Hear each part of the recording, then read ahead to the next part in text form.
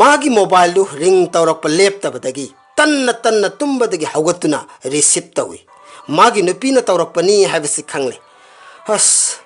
तुम्बदी नंगना थुगाइरेदना करी हाइदेना sweet heart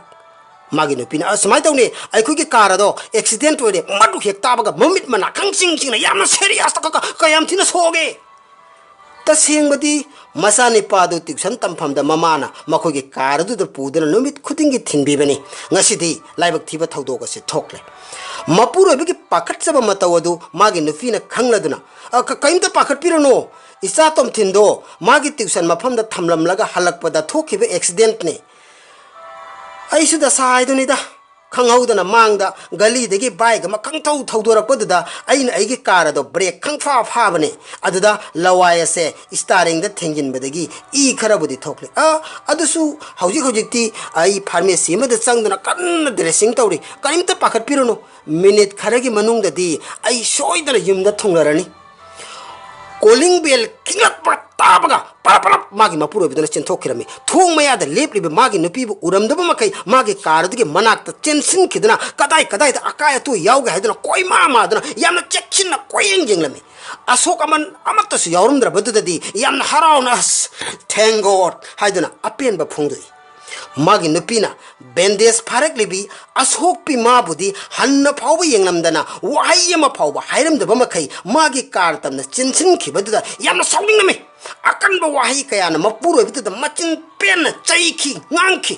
अदुबो मपुरोबिदुदे मदु खुदिंगमक तादना इमुंग मनुंग मचा मागी नुपीदगिसु कारदुना हेना नुंगसीबा फोंगदोक्तुना नुंगसीना कोंदुना चुपिरमे वाह मागी कार खुनुंगसीदो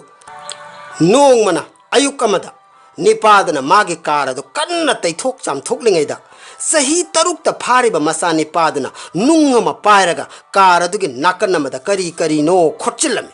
मपादना मधु उबदा साउबन खिबदना मसा निपागी मखुट्टो पायरगा मफम मरांग खंगदबा मकै पंगसुदा सुदतलमे अदुकी मतिक सुदतपिरमे मदुदी अंगांग अदुगी मखुट अदो लैथेकले हाइबा फावबा खंगलमदे हॉस्पिटल जौरगदी सरू सिंधु यामना थीना तेखिबना मरम ओइरगा मागी मखुट मसा खुदिंगमक कथतलमे मसादना मपाबो हॉस्पिटल अदुदा हेक उबगा ममित्तगी मपी तरंग तरंग चेलदना मपादा असुमना हंगलकलमे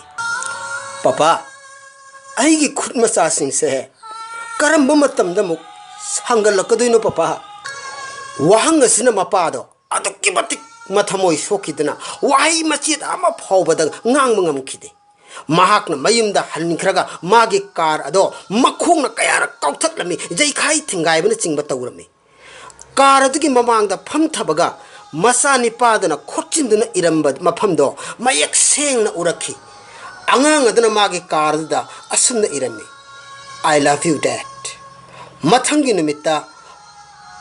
मपा अदो मसा मतोमता सुसाइड तौदुना सिजरमी मरुपसा अपांब अमसुंग असाउबा अनीसे मपान नाइद्रबा पोटसकने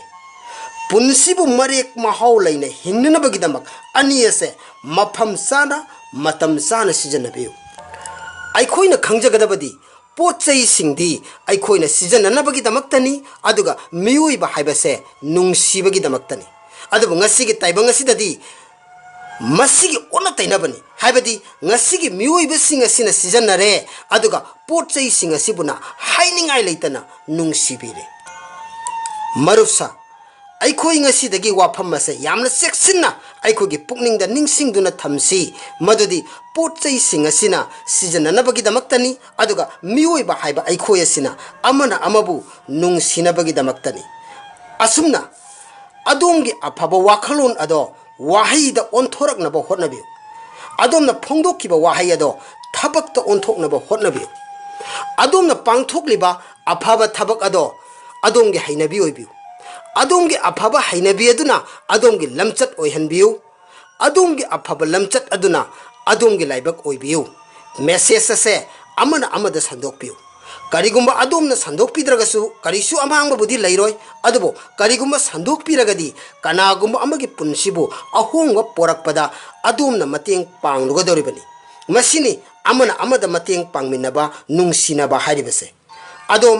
ꯑꯗꯣꯝꯒꯤ ꯃꯤꯠ ꯑꯅꯤꯗꯨꯒꯤ ꯃꯔꯛꯇ ꯂꯩꯃꯤꯟꯅꯔꯤꯕ ꯑꯆꯦꯠꯄ ꯃꯔꯤꯗꯨ ꯁꯣꯏꯗꯅ ꯈꯪꯕꯤꯔꯝꯒꯅꯤ ꯈꯜꯂꯤ ꯃꯈꯣꯏ ꯑꯅꯤꯁꯦ ꯃꯇꯝ ꯈꯨꯗꯤꯡꯃꯛꯇ ꯑꯃꯅ ꯑꯃꯕꯨ ꯎꯅꯗ꯭ꯔꯒꯁꯨ ꯃꯃꯤꯠ ꯀꯨꯞꯂꯦ ꯀꯨꯞꯃꯤꯟꯅꯩ ꯂꯦꯡꯂꯦ ꯂꯦꯡꯃꯤꯟꯅꯩ ꯀꯞꯂꯦ ꯀꯞꯃꯤꯟꯅꯩ ꯌꯦꯡꯂꯦ ꯌꯦꯡꯃꯤꯟꯅꯩ ꯑꯃꯗꯤ ꯇꯨꯝꯂꯦ ꯇꯨꯝꯃꯤꯟꯅꯩ ꯃꯔꯨꯞ ꯃꯄꯥꯡ ꯍꯥꯏꯕꯁꯤꯁꯨ ꯑꯁꯨꯝꯅꯅꯤ ꯃꯔꯨꯞ ꯌꯥꯎꯗ꯭ꯔꯕ ꯄꯨꯟꯁꯤꯗꯨꯗꯤ ꯇꯁꯦꯡꯅ ꯃꯄꯨꯡ ꯐꯥꯗ꯭ꯔꯕꯅꯤ ꯑꯗꯣꯝꯒꯤ ꯕꯦꯁ ꯐ꯭ꯔꯦꯟ ꯅꯠꯇ꯭ꯔꯒ ꯂꯩꯖꯔꯤꯕ ꯃꯔꯨꯞ ꯈꯨꯗꯤꯡꯃꯛꯇ ꯃꯦꯁꯦꯖ ꯑꯁꯤ ꯁꯟꯗꯣꯛꯄꯤꯗꯨꯅ ꯃꯈꯣꯏꯒꯤ ꯀꯥꯎꯉꯝꯂꯔꯣꯏꯗꯕ ꯅꯨꯡꯁꯤꯔꯕ ꯃꯔꯨꯞ ꯑꯗꯣ ꯑꯗꯣꯝꯅ ꯑꯣꯏꯕꯤꯌꯨ ꯍꯥꯏꯖꯔꯒ ꯃꯅꯤꯀꯨꯃꯥꯔ ꯅꯥꯎꯔꯦꯝꯆꯥꯅ ꯃꯊꯪꯒꯤ ꯃꯦꯁꯦꯖ ꯑꯃꯒꯤꯗꯃꯛ ꯊꯧꯔꯥꯡ ꯇꯧꯖꯔꯨꯔꯒꯦ